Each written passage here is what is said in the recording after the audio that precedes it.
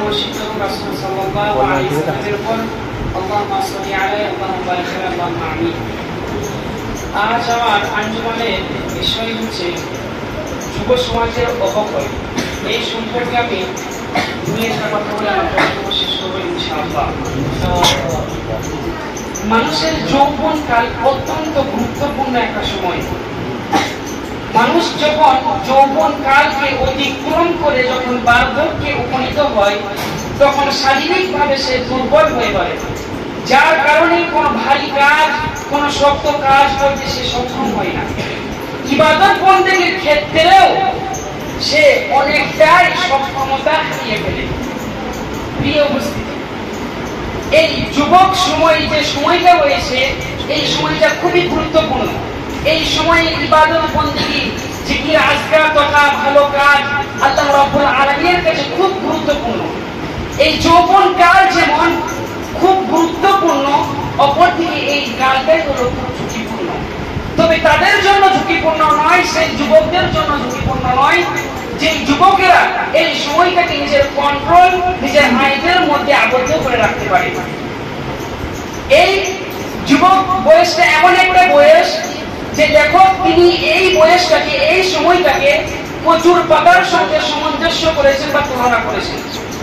কচুর পাতার উপর পানি যেমন টলমল করতে করতে করতে যে কোনো সময় কচুর পাতা উঠে পানি পড়ে যেতে পারে, তেমনি সেই রকমই একজন যুবকের ঈমান যে কোনো সময়, যে কোনো মুহূর্তে নষ্ট হয়ে যেতে পারে।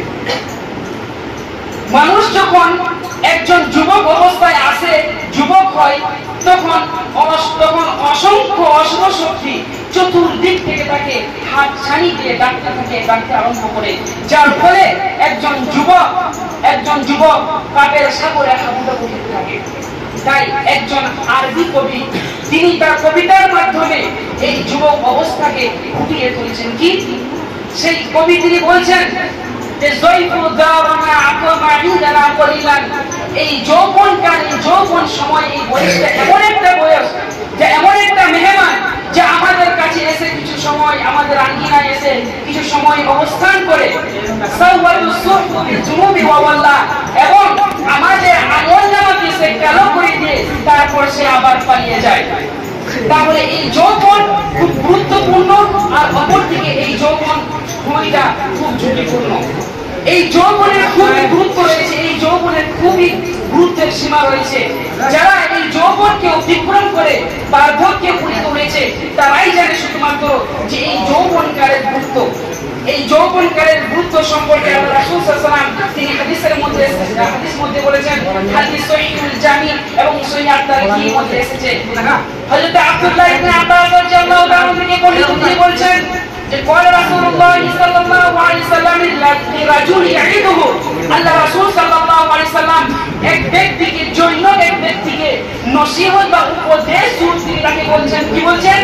ইকতানি খামসা ক্বাবলা খামসিন, এই ব্যক্তি তুই শোনো, পাঁচটা জিনিস আসার পূর্বে, পাঁচটা জিনিসকে তুমি বিরাট সম্পদ মনে করবে, বিরাট গনিমত মনে করবে।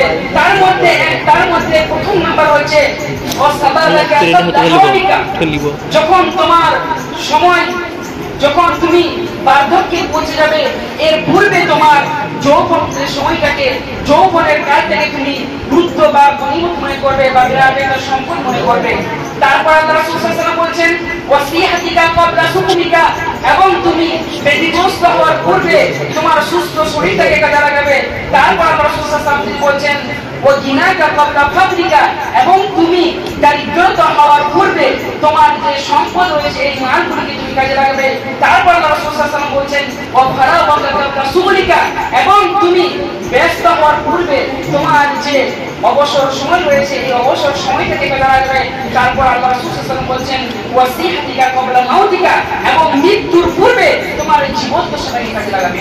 অন্যদের একটা হাদিস হযরত আবু হুরায়রা রাদিয়াল্লাহু তাআলা থেকে বর্ণিত, তিনি বলছেন যে এই যুবক, এই সম্পর্কে, এই যুবক বয়সের সম্পর্কে কাল কিয়ামতের মাঠে আল্লাহ রাব্বুল আলামিন এই জিজ্ঞাসাবাদ করবেন আমাদেরকে, এবং আল্লাহ রাব্বুল আলামিন আমরা এই যুবক বয়সটা কিভাবে আমরা ব্যয় করেছি, কিভাবে আমরা ক্ষয় করেছি, এই সম্পর্কে আমাদেরকে জিজ্ঞাসাবাদ করবেন এবং আমাদেরকে জিজ্ঞাসাবাদ করতে হবে। আল্লাহ রাব্বুল আলামিন আমাদেরকে জিজ্ঞাসা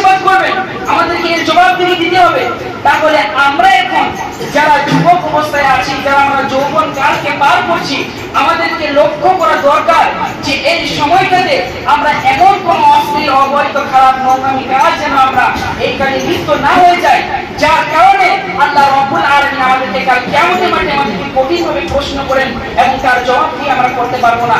তাই পরিষ্কার আল্লাহ রাব্বুল আলামিনের কাছে আমরা দোয়া করব যে আল্লাহ তুমি আমাদের সকলকে এই সময়টাই গুরুত্বপূর্ণ একটা সময় বা ঝুঁকিপূর্ণ এই সময়টাতে আমাদের সকলকে সঠিকভাবে এবং পূর্ণাঙ্গভাবে ইবাদত করে আমরা যেন এই সময়টাকে পার করতে পারি এবং সারা জীবন যেমন তোমার ইবাদত করতে পারি। আল্লাহুম্মা আমিন।